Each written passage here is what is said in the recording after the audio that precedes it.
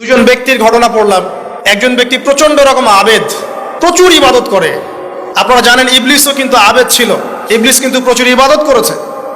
এখন ওই ব্যক্তির একজন বন্ধু ছিল, এটা বানু ইসরাইলের ঘটনা। তো সেই বন্ধু পাপী ছিল, বিভিন্ন কবিরা গুনাহ করত। আর এই আবেদ ব্যক্তি বারবার তাকে নসিহত করত, গোনা ছেড়ে দাও, তুমি পাপ করছো, গোনা ছেড়ে দাও। তখন সেই ব্যক্তি যে পাপ করছে সে বলতো যে আল্লাহ কি তোমাকে আমার রক্ষক বানিয়েছেন? আল্লাহ কি তোমাকে আমার উপর দারোগা বানিয়েছেন? আমাকে আল্লাহর হাতে ছেড়ে দাও, আমাকে নসিহত করতে শোনা। একদিন এই আবেদ ব্যক্তি তার বন্ধুকে একটা জঘন্য পাপ করতে দেখলো, এমন একটা পাপ যেটা দেখে তার মনে ধারণা আসলো এটা চরম জঘন্য একটা কাজ। তখন সে মুখ ফসকে বলে ফেললো যে আল্লাহ তোকে আর মাফ করবে না, আল্লাহ তোকে জান্নাত দিবে না। আল্লাহ রাব্বুল আলামিন মালাকুল মউতকে এই দুজনের কাছে পাঠালেন, দুজনের রূহকে কবজ করা হলো। এবার আল্লাহ পাক তার সামনে তাদেরকে উপস্থাপন করে বললেন যে তোমাকে আমার রহমত সম্পর্কে কে গ্যারান্টি দিয়েছে যে আমি কাউকে রহমত করব কি করব না? যাও, আমি তোমাকে জাহান্নামে পাঠালাম, ওই ব্যক্তি যে আমার রহমত প্রত্যাশা করেছে আমি তাকে জান্নাত দিয়ে দিলাম। দেখুন, এই হাদিসটা শুনলে মনে হয় বাহ্যিক হয়তো বা মুখের একটা কথার কারণেই সে জাহান্নামে চলে গেল। আসলে বিষয়টা এমন নয়।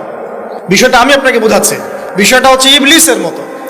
ইবলিস কিন্তু শুধু মন থেকেই বলেনি যে খলাকতানি মিন নার ওয়া খলাকতাহু মিন তিন, আমি কেন তাকে সিজদা করব আদমকে? আদম তো মাটির তৈরি আর আমি তো আগুনের তৈরি।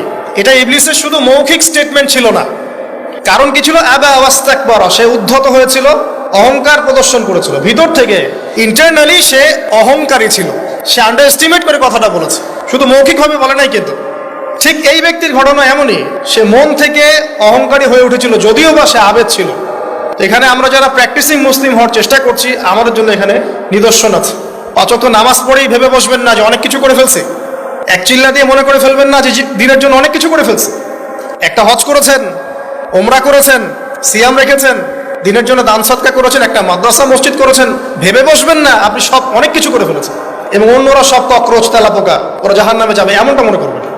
জানি না আমরা যে কার আমলের কতটুকু আল্লাহর কাছে কবুল হচ্ছে। তো এখানে এই ব্যক্তির সমস্যা ছিল এই, সে নিজের আমলটাকে অনেক ভারী মনে করছিল এবং সে স্টেটমেন্ট দিয়ে ফেললো যে তোকে আল্লাহ পাক মাফ করবে না।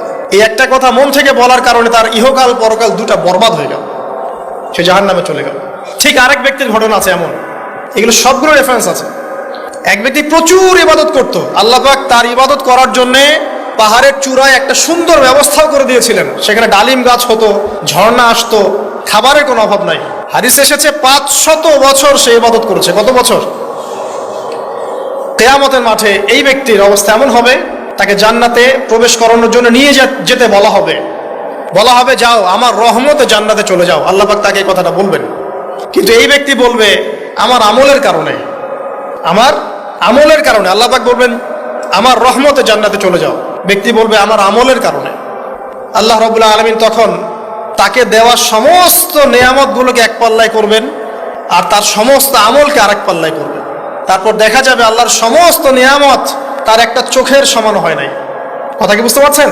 একটা চোখের যে নিয়ামত আল্লাহ পাকের, সমস্ত আমলও 500 বছরের ইবাদত এতটুকু হয়নি। তারপর তাকে বলা হবে ওকে জাহান্নামে নিয়ে যাও। এবার জাহান্নামে যাওয়ার সময় সে বলবে আল্লাহ তোমার রহমতে আমাকে মাফ করে দাও। তখন আল্লাহ পাক তাকে আবার ডেকে নিয়ে আসবে, বলবেন যে তোমাকে যে আমি ইবাদত করার জায়গা করে দিয়েছিলাম, এটাকে তুমি নিজে করেছো না আমি করেছি? সে বলবে আপনি করেছেন। তোমাকে যে আমি সৃষ্টি করেছিলাম তখন কি তুমি কোন আমল করেছিলে? বলবে না। তাহলে তোমাকে যে সৃষ্টি করেছি আমি, এটা কি তোমার আমলের কারণে? না। তোমাকে সারা দুনিয়াতে এত নিয়ামত দিয়েছি, এটা কি তোমার আমলের কারণে? সে বলবে না। তখন তাকে জান্নাতে প্রবেশ করানো হবে। কিয়ামতের মাঠে এমন অনেক ঘটনা ঘটবে যেটা আমাদের চিন্তার বাইরে।